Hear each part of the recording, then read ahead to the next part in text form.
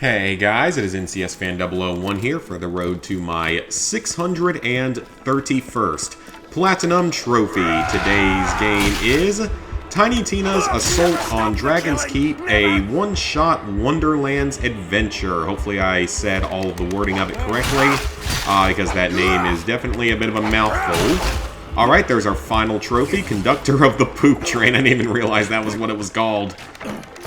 And Dragon's Keep Assaulted. So, we're going to go ahead and save and quit just so I can keep my character with his 100 kills and challenges if for any reason I have a return to this, which I just don't see happening. So, this game is interesting because they took one of the best DLCs in the Borderlands franchise and they turned it into its own game, basically.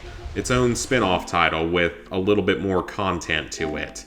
The Platinum Trophy is not particularly hard, but it's not a fun one, in my opinion. I think this is one of the least fun Borderlands Platinums I've gone for, because it's got some pretty grindy stuff in it.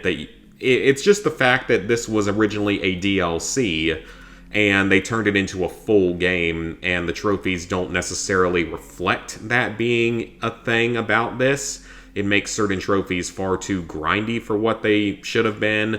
But the Platinum Trophy is not particularly hard, which is a good thing. So for the Platinum, you get a gold trophy for completing the first rank of all non-level specific challenges with a single character. So this is like getting a certain number of kills with each type of weapon or potentially from like different ranges and different stuff with shields, all that kind of stuff. This one definitely takes a while. It's definitely kind of grindy just because, you know, the challenges, some of them require you to find very specific items that can be a little bit trickier in a shorter game like this. For the leveling up, you'll get level 5, 10 just by playing through the game your first time naturally. Level 25 you should get naturally by the time you finish a New Game Plus playthrough on the True Vault Hunter mode. But here's the thing, I was lucky enough to have Ghost around to power level me on several of my characters. He got my Gunzerker and Assassin up to the levels needed to get their particular character trophies, and he got my main character up to like 19 just before I even really got started, so that definitely cut down a lot of my grinding, and I would definitely recommend if you can find someone that's willing to power level some of your characters, definitely do that. Because reaching level 35 is not even going to come close to happening naturally. If you're playing naturally with no one power leveling you, I'd estimate maybe around 27 to 28 will be your level by the time you finish everything on your second playthrough. So you're going to have to farm XP for a very long time in Murderland's Temple, like quite a few hours to do it. So it's annoying. It shouldn't have been a thing. It probably should have been a level 30 trophy because that would have been much more reasonable, you know, 1 to 2 levels of farming versus a lot more that take progressively longer.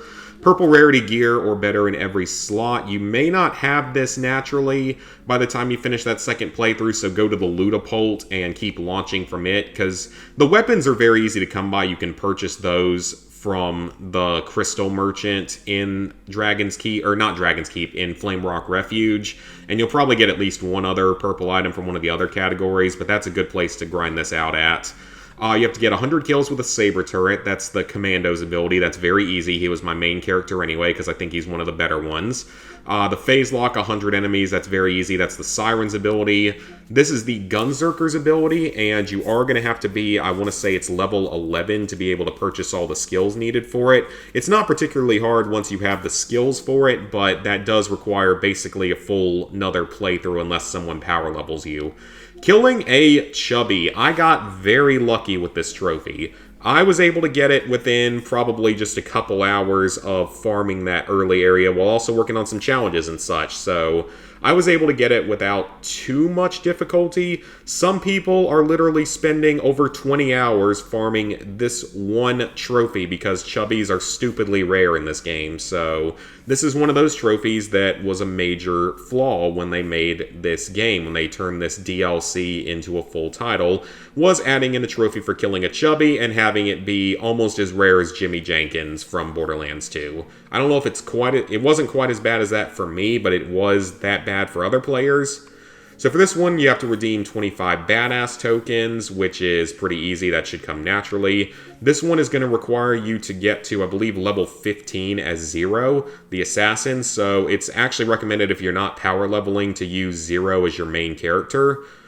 Then you have to complete this particular side mission, which you have to finish all the side missions in the game anyway. I think there's 29 of them. 10 customization items is pretty much unmissable. This is the only multiplayer-specific trophy. You have to revive someone in Fight for Your Life that's on your friends list, though there are several challenges that will require a second player, but you can do those with a second controller just fine because they have to do with like reviving and dueling and trading. But this is the only one that actually requires another online player.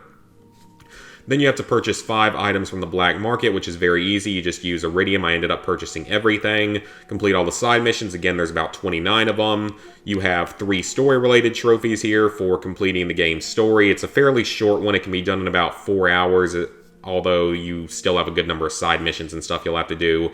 For this one, once you have finished the main story, speak to the queen, the noble queen, 3 times and feed her iridium each time in Flame Rock Refuge to get this trophy, and you'll get free items for it, though they aren't always good items. This is an area-specific trophy. It's in the Hatred Shadow area. You have to go to the area where this enemy pops up at and kill him. It's pretty easy. Then you have to do this one. This one's pretty easy. You can do it during that boss fight against the 4 large skeletons. It's in that sort of oasis-looking area, and there's going to be like 4 giant skeletons you have to kill. This is a great place to do it because they keep respawning the immortal Skeletors. Then this one is the Circle of Slaughter. There are 6 rounds of it, 5 normal plus the badass round. It's not hard on standard Vault Hunter mode once you've basically beaten the game on True Vault Hunter. The Mysterious Amulet is earned from a side mission, and it is potentially missable. The side mission is not missable, but the actual item can be. But if you miss out on it, it's actually fairly easy to get afterward if you just have someone else on your friends list that is willing to jump into your lobby for a few seconds and trade it to you so that you can unlock your trophy. This one you have to roll either a 1 or a 20 on the magical dice. So that's pretty easy. It's just a little bit luck-based. You have to defeat the Ancient Dragons of Destruction. That is the raid boss, and it is also tied to a side quest. You have to get 100 kills as Death Trap, or with Death Trap. That is Gage's special ability. You have to kill 100 enemies while in the Buzz Axe Rampage. That is the Psycho's ability. That is the last trophy I got. And finally, you have to fire the Ludopult 1 time. It's in the mines. It's right behind where Claptrap is as a wizard. So, yeah. Overall, it's not a particularly hard platinum, but it is very grindy and time-consuming, and that definitely brings down the fun of the game. But, I mean, it's not too bad overall. It's still Borderlands, but, I mean, it's just, again, it wasn't the best idea for a trophy list. Man, I actually dragged this video out for quite a while. Level 788, 44%, 23,726 total trophies, 631 platinums, 3,979 golds, 6,306 silvers, 12,810 bronzes. Hope you guys enjoyed the video. Please like, favorite, share, comment, subscribe, and ring the bell if you haven't already. And I will see you guys back here for the next one.